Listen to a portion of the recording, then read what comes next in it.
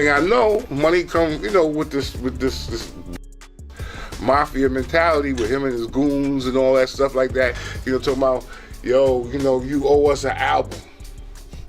And I'm like, excuse my French, but I don't owe you. You owe me money. Man, Craig Mack went to his grave mad at Bad Boy. Craig Mack was the one that jumped Bad Boy off. And and it got so bad that Craig Mack, who died from AIDS, that man, he got brainwashed so bad from Diddy and got done so wrong. The man went to South Carolina and joined a cult with his family until he died of AIDS a few years ago. Girl, sit down, because what I'm about to tell you, this tea's been brewing for years and now it's spilling everywhere. We're talking about Craig Mack, yeah, the man who gave us Flava in Your Ear, the one who started Bad Boy Records. But let me tell you this, Craig didn't just fall off. He was pushed out, abandoned, and baby, the rumors? They're getting wild. There are whispers that Diddy didn't just ruin his career. Some even say he might have passed Craig a deadly STD. I know, it sounds crazy, but people aren't staying quiet anymore. Let's take it back for a second. Before Biggie, before Mase, before Diddy became this flashy mogul, there was Craig Mack. Craig was Bad Boy's first artist. He laid the foundation. Picture this, it's the early 90s, Craig's outside some Manhattan club, freestyling. No mic, no crowd, just raw energy. Diddy sees him and boom, signs him on the spot.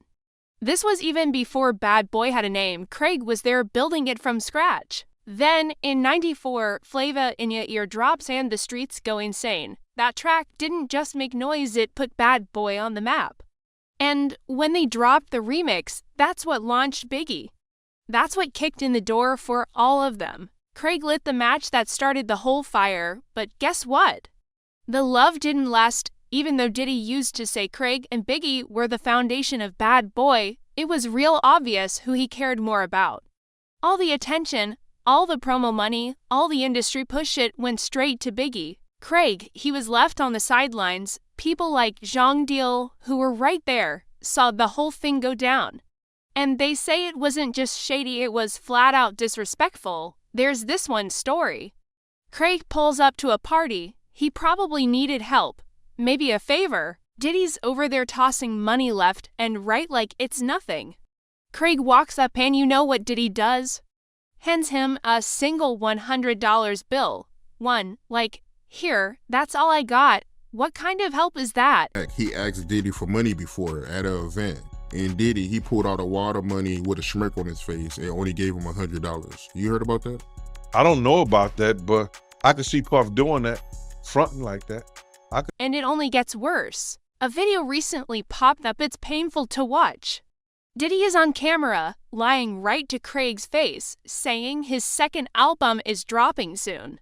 And Craig's standing right next to him, as full of hope, but deep down, he knows that album's never coming out. And I want to congratulate Craig Mack on his Grammy nomination. No question. Yes, baby, yeah. Cool, that's cool, and I'm sure you got much things in store for my man. Yeah, definitely. We got a new album we're working on him to drop. Because, let's be honest, Diddy never planned to drop it. Craig's first album went gold. But Diddy wanted platinum, Biggie gave him that. Craig didn't, so instead of releasing him like a man, Puff allegedly iced him out. No studio time, no promo, nothing. He left Craig out in the cold until he just walked away in 1995. Craig Mack used to come up in the studio, man, by himself. You know, or have man that whoever was driving him, whoever he was riding with, he used to come up in the studio by himself. And he would have confrontations with Puff. I mean, they talking. You understand? Puff would talk in front of all of them because he showboating. He know Craig ain't, he know he ain't gonna. And yo, when Craig left, life hit him hard. He went broke. Like broke, filed for bankruptcy. Tried to go independent, but the industry doors, they were locked. And here's the scary part, some say Diddy was behind that too. Pulling strings, shutting down deals, blocking his path. Like he wanted Craig to vanish, and it worked. Craig Mack disappeared. Fast forward to 2018, Craig's gone. Passed away from health complications tied to HIV. At first, everyone thought it was just bad luck. But after all these lawsuits, court leaks, and stories involving Diddy, people started doing the math. The timeline. The silence from Bad Boy, the weird vibes. Something wasn't adding up. Now the rumors, they're loud. Some folks believe Diddy didn't just ruin Craig's career. They think he might have infected him with HIV, allegedly. Opportunity just like everybody else. I mean, he actually caught HIV, like having like a lot of women. Oh yeah, let's just go down the rabbit hole of all of his sins. I'm just saying. You want to know what's wild about that though? He faced that head up. He did. He didn't stop. And he didn't stop doing what he's done. He an advocate. Now he did that. And period. Listen to me. He faced that head up. How many dudes is running around undetectable? G. Come on. In the game. Man. Because I could tell you 20 right now that I could rattle off. And girl, it gets real nasty. A new lawsuit just dropped, a Jane Doe in the case. She said Diddy once got off on a Biggie shirt. What? So, of course, people started asking, how did Craig even get infected? And then it hit. What if Craig did something with Diddy out of desperation to survive?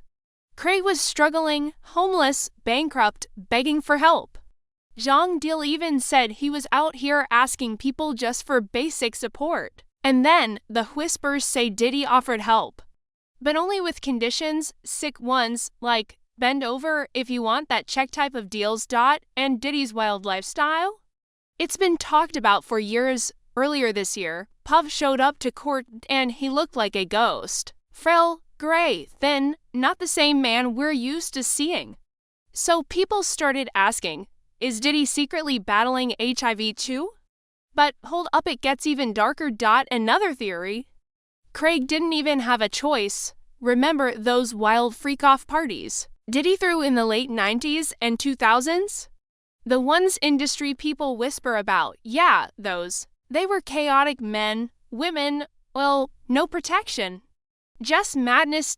And when the feds raided Diddy's spots, they didn't find protection. Nope. What they did find? Over 1,000 bottles of baby oil, but no condoms, no safe kits. Just a breeding ground for disease. Now people are calling those parties STD factories. It's all starting to connect. Women are coming forward, saying they caught herpes from men tied to Diddy. One even sued Cassie. Usher, he got hit with lawsuits to 2 women, and a man say he infected them. And guess what? All of them were somehow linked to Diddy's circle. Remember Jonathan Audie? That guy who lost it at Trump's Doral Resort in 2018? Well, when police questioned him, he dropped some serious bombs. Said he was pulled into one of Diddy and Cassie's freak-offs. Said he caught herpes there too. Even claimed there was hush money to keep him quiet. Back then, people thought he was just another crazy, but now his name is showing up again in court as a worker tied to Diddy. Yikes, and don't even get me started on Kim Porter. Diddy's baby mama, her death, it raised a lot of eyebrows. Some say the real autopsy showed she had something serious. Something she never talked about. Then there's Craig Mack's final interview. He looked sick, really sick, and he said something chilling. He talked about someone in the industry moving like a mafia boss trying to take him out. He didn't name names, but come on, who do you think he meant? So let's put it all together. Craig Mack gave Bad Boy its first hit. He built the foundation. He opened the door for Biggie, for Mase, for all of them. And what did he get in return? No loyalty, no help, no love. Just years of silence, disrespect, and, allegedly, infection. People online? They're fed up. One person wrote, Diddy gonna meet Craig Mack soon. That's probably why he only sits back and watches now. Another said, you can't sleep with everybody and expect to stay clean. He's dying. Now the real question is this just another sad music industry story, or is it something way darker? You tell me. Drop your thoughts in the comments, because this story is far from over. And if you want more raw truth and real industry secrets, you already know what to do.